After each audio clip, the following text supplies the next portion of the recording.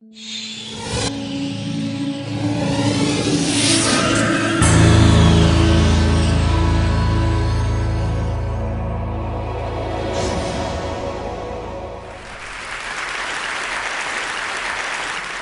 I could reveal anything that is hidden from us, at least in modern cultures, it would be to reveal something that we've forgotten, that we used to know as well as we knew our own names.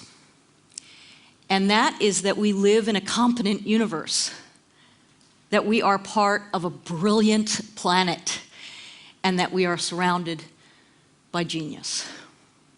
Biomimicry is a new discipline that tries to learn from those geniuses and take advice from them, design advice. That's where I live, and it's my university as well. I'm surrounded by genius. I cannot help but remember the organisms and the ecosystems that know how to live here gracefully on this planet. This is what I would tell you to remember if you ever forget this again. Remember this. This is what happens every year. This is what keeps its promise. While we're doing bailouts, this is what happened. Spring. Imagine designing spring. Imagine that orchestration. You think TED is hard to organize, right? Imagine, and if you haven't done this in a while, do. Imagine the timing, the coordination, all without top-down laws or policies or climate change protocols. This happens every year. There's lots of showing off. There's lots of love in the air. There's lots of grand openings. And the organisms, I promise you, have all of their priorities in order. I have this neighbor that keeps me in touch with this because he's living usually on his back looking up at those grasses. And one time he came up to me, he was about 7 or 8 years old, he came up to me and there was a wasp's nest that I had let grow in my yard and right outside my door. And most people knock them down when they're small, but it was fascinating to me because I was looking at this sort of fine Italian end papers, and he came up to me and he knocked. He would come every day with something to show me, and he'd knock like a woodpecker on my door until I opened it up. And he asked me how I had made the house for those wasps, because he had never seen one this big. And I told him, you know, Cody, the wasps actually made that. And we looked at it together. And I could see why he thought, you know, it was so beautifully done. It was so architectural. It was so precise.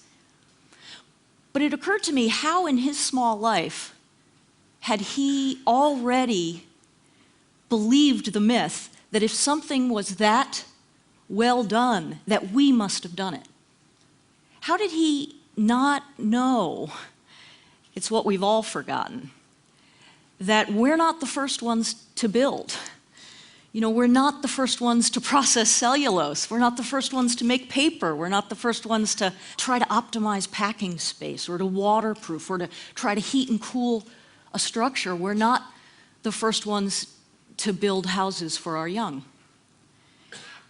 What's happening now in this field called biomimicry is that people are beginning to remember that organisms, other organisms, the rest of the natural world, are doing things very similar to what we need to do. But in fact, they're doing them in a way that have allowed them to live gracefully on this planet for billions of years. So these people, biomimics, are nature's apprentices. And they're focusing on function. And what I'd like to do is show you a few of the things that they're learning. They have asked themselves, what if every time I started to invent something, I asked how would nature solve this? And here's what they're learning. This is an amazing picture from a Czech photographer named Jack Headley. This is a story about an engineer at J.R. West. They're the people who make the bullet train. It was called the bullet train because it was rounded in front, but every time it went into a tunnel, it would build up a pressure wave, and then it would create like a sonic boom when it exited. So the engineer's boss said, find a way to quiet this train. He happened to be a birder. He went to the equivalent of an Audubon Society meeting, and he studied, there was a film about kingfishers, and he thought to himself, they go from one density of medium, the air, into another density of medium, water, without a splash. Look at this picture, without a splash, so that they can see the fish. And he thought, what if we do this? Quieted the train, made it go 10% faster on 15% less electricity. How does nature repel bacteria? We're not the first ones to have to protect ourselves from some bacteria. Turns out that this is a Galapagos shark. It has no bacteria on its surface, no fouling on its surface, no barnacles. And it's not because it goes fast. It actually basks. It's a slow-moving shark. So how does it keep its body free of bacterial buildup? It doesn't do it with a chemical. It does it, turns out, with the same dentisoles that you had, you know, on Speedo bathing suits that broke all those records in the Olympics. But it's a particular kind of pattern. And that pattern, the architecture of that pattern on its skin dentisoles, keep bacteria from being able to land and adhere. There's a company called Sharklet Technologies that's now putting this on the surfaces in hospitals to keep bacteria from landing, which is better than dousing it with antibacterials or harsh cleansers that many organisms are now becoming drug resistant. Hospital-acquired infections are now killing more people every year in the United States than die from AIDS or cancer or car accidents combined, about 100,000. This is a little critter that's in the Namibian desert, has no fresh water that it's able to drink, but it drinks water out of fog. It's got bumps on the back of its wing covers, and those bumps act like a magnet for water. They have water-loving tips and waxy sides. And the fog comes in and it builds up on the tips, and then it goes down the sides and into the critter's mouth. There's actually a scientist here at Oxford who studied this, Andrew Parker. And now kinetic and architectural firms like Grimshaw are starting to look at this as a way of coating buildings so that they gather water from fog. 10 times better than our fog-catching nets. CO2 as a building block. Organisms don't think of CO2 as a poison. Plants and organisms that make shells, coral, think of it as a building block. There's now a cement manufacturing company starting in the United States called Calera.